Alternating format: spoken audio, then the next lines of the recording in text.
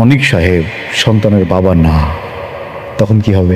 হায় হায়, DNA টেস্টের মাধ্যমে এবার পরীক্ষা হবে যে উনি আসলে মেঘলার পেটের সন্তানের বাবা কিনা।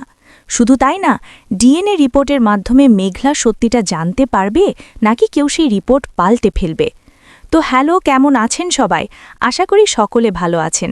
আজকে নিয়ে আসলাম গরিব ঘরের রাজপুত্র নাটকের ১৮ নম্বর পর্বে কি কি মজার ঘটনা ঘটবে তার বিস্তারিত, এবং সেই সাথে গরিব ঘরের রাজপুত্র নাটকের ১৮ নম্বর পর্বটি ঠিক কবে দেখতে পারবেন সেটাও জানাবো একদম এক্স্যাক্টলি।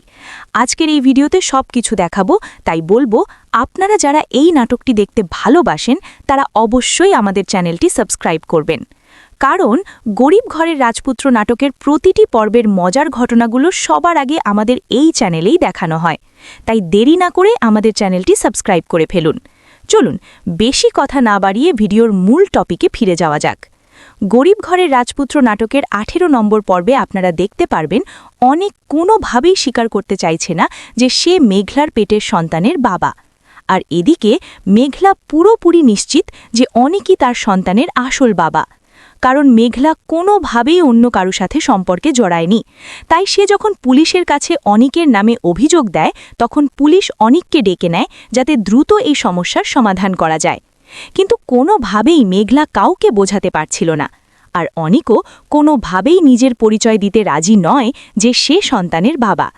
এমনকি পুলিশ সুন্দরভাবে বোঝানোর পরও অনেক কিছুতেই বুঝতে চায় না। ঠিক তখনই পুলিশ বলে, এখন তো ডিজিটাল যুগ, এই বিষয় নিয়ে এত চিন্তা কেন, ডিএনএ টেস্ট করলেই সব পরিষ্কার হয়ে যাবে। এ কথা শুনে অনেক রাজি হয়ে যায়, আর মেঘলাও চায় টেস্টের মাধ্যমে প্রমাণ করতে যে তার সন্তান অবৈধ নয়।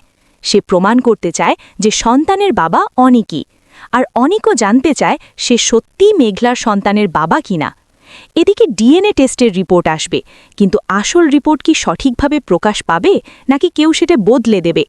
এই সমস্ত ঘটনা জানতে হলে আপনাদের দেখতে হবে গরিব ঘরের রাজপুত্র নাটকের ১৮ নম্বর পর্ব। তো দর্শক, আজকের ভিডিও এই পর্যন্তই।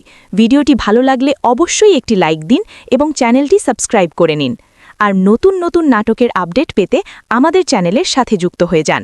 দেখা হবে নতুন কোনো নাটকের রিভিউ পর্ব নিয়ে। আজকের ভিডিও এখানেই শেষ পর্যন্ত পাশে থাকার জন্য সবাইকে অসংখ্য ধন্যবাদ।